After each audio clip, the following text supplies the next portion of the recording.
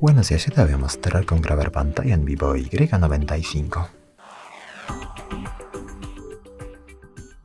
Para eso abrimos el centro de control de esta manera y aquí buscamos el icono de captura de pantalla. Está aquí, entonces pulsamos este icono y desde aquí podemos iniciar grabación al pulsar grabar pantalla o abrir la grabadora.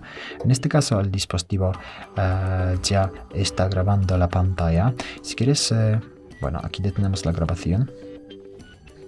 Si quieres configurar la fuente de sonido, etc., en ajustes, más abajo tienes la opción captura de pantalla, entonces puedes pulsar aquí y más abajo configurar la voz y también trayectoria de toque, activar estas opciones.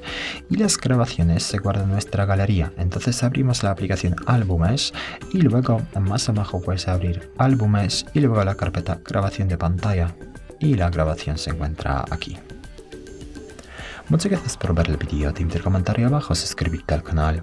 Hasta luego.